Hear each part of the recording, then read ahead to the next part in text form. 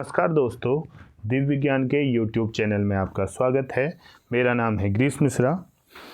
दोस्तों, जैसा कि आपको पता है, कल सुप्रीम कोर्ट का एक वर्डिक्ट आया था, ठीक है, जिसमें जो है पूरे देश भर में इसका प्रभाव पड़ा है। यानी कि NIOS DLED और BEd का ये केस था। तो इसमें जो है NIOS DLED के जो है विपक्ष में सुप्रीम कोर्ट ने एक वर्डिक्ट दिया है, जिसके तहत आज का न्यूज़पेपर में जो है ये न्यूज़ प्रमुखता से छापी गई है कि जो 18 माह का DLED है का जो 2 वर्ष के डिप्लोमा के बराबर नहीं माना गया है। सुप्रीम कोर्ट ने ऐसा कहा है करके जो है पेपर की मुख्य हेडलाइन इसमें बनी हुई है। जैसा कि आपको इसमें लिखा है, देखिए, सुप्रीम कोर्ट ने मंगलवार को महत्वपूर्ण फैसला देते हुए कहा कि राष्ट्रीय मुक्त विद्यालय शिक्षा संस्थान यानी कि NIOS से 18 माह का जो DLED डिप्लोमा पाठ्यक्रम 2 साल के डिप्लोमा के बराबर नहीं माना जाएगा। यानी कि वो 18 माह का जो DLED है उसे 2 वर्ष के बराबर नहीं माना है। शीर्ष अदालत ने कहा है कि सभी तथ्यों से जाहिर होता है कि NIOS से 18 माह DLED डिप्लोमा को राष्ट्रीय शिक्षक शिक्षा परिषद NCTE ने शिक्षक भर्ती के लिए योग्यता के रूप में मान्यता नहीं दी है। सुप्रीम कोर्ट इस फैसले से NIOS से 18 माह का DLED डिप्लोमा धारक नई शिक्षक भर्ती प्रक्रिया में शामिल हो सकते हैं। यानी कि 18 माह का जो DLED डिप्लोमा को राष्ट्रीय शिक्षा परिषद NCTE ने शिक्षक भर्ती के लिए योग्यता के रूप में मान्यता नहीं दी है। साथ में सुप्रीम कोर्ट इस फैसले से NIOS से 18 माह का DLED डिप्लोमा धारक नई शिक्षा भर्ती प्रक्रिया में शामिल नहीं हो सकते हैं। ठीक है, तो नई भर्ती परीक्षा में भी ये शामिल नहीं हो सकते हैं। जबकि जस्टिस BR गवई और प्रशांत कुमार मिश्रा की पीठ ने नैनीताल हाईकोर्ट के फैसले के खिलाफ उत्तराखंड सरकार और जयवीर सिंह व अन्य की ओर से दाखिल विशेष अनुमति याचिका को स्वीकार करते हुए यह फैसला लिया है। तो ध्यान रखना, ये जो NIOS वाला केस गया था, उत्तराखंड से गया था, नैनीताल हाईकोर्ट ने NIOS DLED को क्या कर दिया था, अलाउड कर दिया था प्राथमिक भर्ती में सम्मिलित होने के लिए। लेकिन जो है इसे जब चुनौती मिली सुप्रीम कोर्ट में, तो सुप्रीम कोर्ट ने इस वर्डिक्ट को क्या कर दिया, रद्द कर दिया, जो उत्तराखंड के नैनीताल हाईकोर्ट से दिया गया था, जिसमें कहा गया था कि NIOS से 18 माह का DLED डिप्लोमा पाठ्यक्रम 2 साल के डिप्लोमा के बराबर है। शीर्ष अदालत ने कहा कि हाईकोर्ट का यह कहना पूरी तरह से गलत है कि दोनों डिप्लोमा बराबर हैं। यानी कि कहने का मतलब है, हाईकोर्ट ने जो है कहा था कि दोनों डिप्लोमा बराबर हैं। क्योंकि इसमें एक चीज़ आपको स्पष्ट बताता हूँ कि ये जो न्यूनतम मानदंड किसी भी भर्ती परीक्षा या किसी भी कोर्स के लिए तय करने होते हैं, वो NCTE को करने होते हैं। वो कोर्ट वो सही है या गलत है ये बताएगा, बस होगा। लेकिन निर्धारण कौन करेगा? NCTE करेगा। लेकिन NCTE ने इस तरीके का अपना कोई भी गजट जो है इससे संबंधित जारी नहीं किया गया था, जिसमें साफ साफ यह लिखा हो कि जो NIOS DLED है ये रेगुलर DLED जो 24 माह या 2 वर्ष का होता है उससे के बराबर हो। ऐसा कोई भी गजट उन्होंने जारी नहीं किया था, तो इस वजह से ये जो है बाहर हुआ है। इसी प्रकार इसमें BEd बेरोजगारों में खुशी की लहर, NIOS वाले मायूस।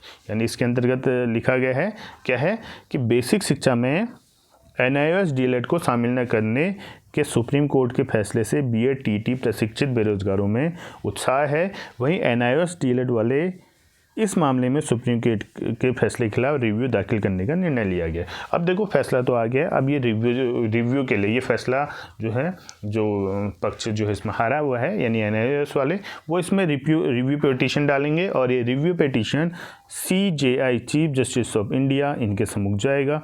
और अगर उनको लगेगा कि ये जो है रिव्यू जो है इसमें कुछ हो सकता है, तो हो सकता है कि NIOS वालों के पक्ष में आए। वैसे ज़्यादा संभावना इसमें रिव्यू को खारिज करने की ही रहती है, क्योंकि सीधा सुप्रीम कोर्ट के वर्डिक्ट को जो है CJI सीधा रिजेक्ट तो करेंगे नहीं। ठीक है, यानी कि 99.9% चांसेस है कि लगभग NIOS DLED प्राथमिक शिक्षा भर्ती से बाहर हो गया। बस इसमें यह है कि इनको एक मौका और ये मिल सकता है कि NIOS DLED वाले, अब ये डबल बेंच में फैसला हुआ था, यह 5 बेंच में जा सकते हैं। यानी कि जिसमें 5 जो है चीफ जो जस्टिस होंगे सुप्रीम कोर्ट के, वो जो है बैठेंगे और उनके सम्मुख एक केस जाएगा।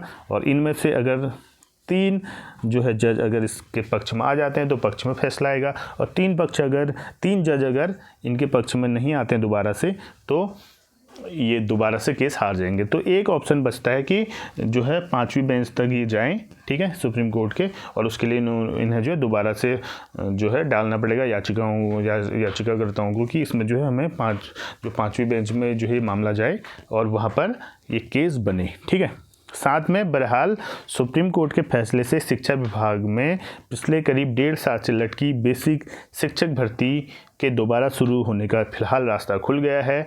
वर्तमान में उत्तराखंड में 2600 में से करीब 800 पदों पर भर्ती होनी है। इसके साथ ही 2300 पद पर नई भर्ती का प्रस्ताव भी शासन को कुछ समय पहले भेजा जा चुका है। तो कहने का मतलब है ये ऐसा केस है जिसमें उत्तराखंड ही नहीं पूरे देश में प्रभावित हो रहा है। तो उत्तराखंड में 800 पदों पर इसमें भर्ती बची हुई है और साथ में 2300 नए पदों का अध्याचन भी जो है शासन को भेजा जा चुका है और वो सिर्फ इसी फैसले के कारण अटका हुआ है कि 800 भर्ती परीक्षाएं भी कराएंगे और साथ में 2300 नई भर्ती परीक्षा भी इसमें जो है निकालने वाले हैं। इसी के साथ बीएड टीटी प्रशिक्षित बेरोजगार महासंघ के प्रवक्ता अरविंद राणा ने कहा कि कोर्ट का फैसला सत्य की जीत है। विभागीय सेवा नियमावली में पहले ही प्रावधान है कि डीएलएड अभ्यर्थी न मिलने पर बीएड प्रशिक्षितों को भी भर्ती में शामिल कर सकती है। कहा कि इस फैसले के लिए बेरोजगार सरकार के भी आभारी हैं। साथ में अब सरकार को तत्काल अधूरी पड़ी भर्ती परीक्षा को जल्द शुरू करना चाहिए। दूसरी तरफ सुप्रीम कोर्ट के फैसले से मायूस एनआईएस डीएलएड अभ्यर्थियों ने भी हिम्मत नहीं हारी है। एनआईएस डीएलएड संगठन के प्रदेश अध्यक्ष जो उत्तराखंड प्रदेश अध्यक्ष हैं नंदन बोहरा, उन्होंने कहा है कि सुप्रीम कोर्ट के आदेश के खिलाफ पुनर्विचार याचिका दायर करेंगे। कुछ समय पहले ही सुप्रीम कोर्ट राजस्थान से जुड़े मामले में बीएड डिग्री को प्राथमिक शिक्षक की शैक्षिक योग्यता को अमान्य कर चुका है। तो आपको पता है कि इससे पहले जो है 11 तारीख को एक निर्णय आया था बीएड प्रशिक्षकों के खिलाफ आया था, जिसके तहत ये कहा गया था कि बीएड भर्ती परीक्षा जो बीएड कैंडिडेट हैं ये प्राइमरी भर्ती में नहीं आ सकते हैं, ठीक है। लेकिन अभी इस वाले फैसले में है कि पुरानी भर्ती है, तो पुरानी भर्ती में जो उसमें नियमावली थी, अगर डीएलएड कैंडिडेट नहीं मिलते हैं तो आप जो है बीएड कैंडिडेट को भी इसमें कंसिडर कर सकते हैं।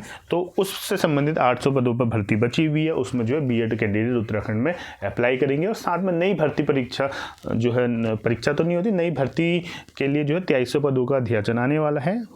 उम्मीद करते हैं जल्द ही वो आ जाएगा। यानी कि इसमें आर.के. उनियाल जो बेसिक शिक्षा निदेशक है उनका भी इसमें एक बयान आया है। उन्होंने कहा है कि सुप्रीम कोर्ट के फैसले की सत्यापित कॉपी की प्रतीक्षा की जा रही है।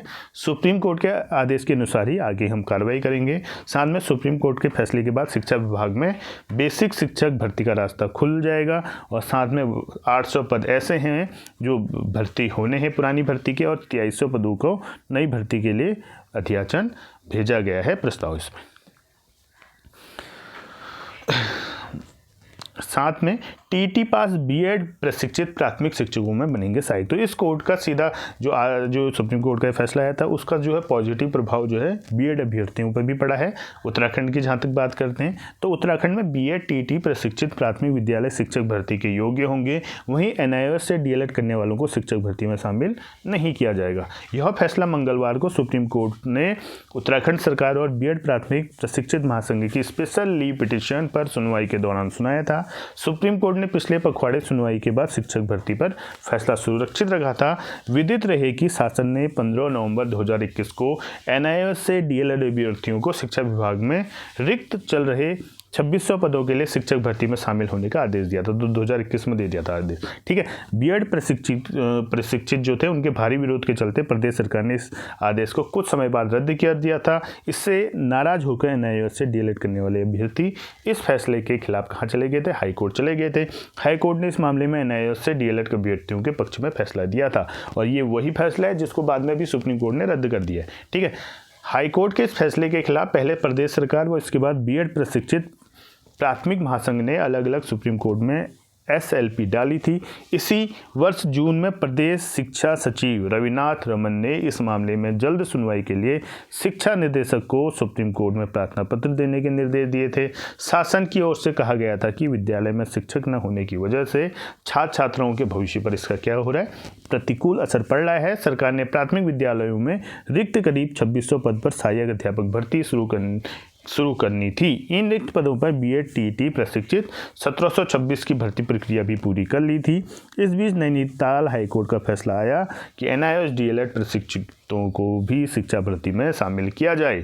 सरकार ने बेसिक शिक्षक भर्ती को आगे की प्रक्रिया को स्थगित कर दिया और हाई कोर्ट के फैसले को सुप्रीम कोर्ट में चुनौती दी। मामला सुप्रीम कोर्ट में विचाराधीन होने से शेष 874 पदों पर भर्ती प्रक्रिया स्थगित हो गई थी। ठीक है, अब इन पदों पर भर्ती प्रक्रिया दोबारा शुरू हो जाएगी। सुप्रीम कोर्ट के फैसले का स्वागत करते हुए बीएड प्राथमिक प्रशिक्षित महासंघ के प्रवक्ता श्री अरविंद राणा ने कहा कि सरकार को जल्द ही रिक्त पदों पर बीएड धारी को नियुक्ति देने की प्रक्रिया शुरू करनी चाहिए।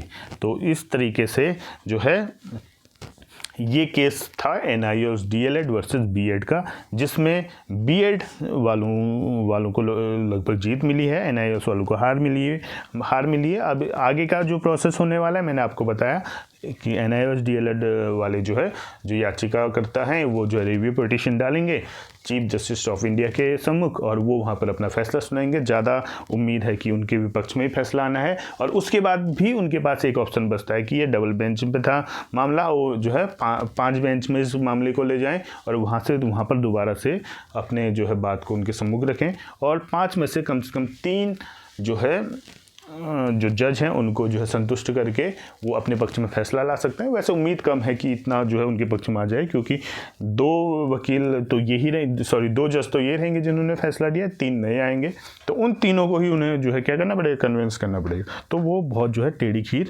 साबित होने वाली है उनके लिए।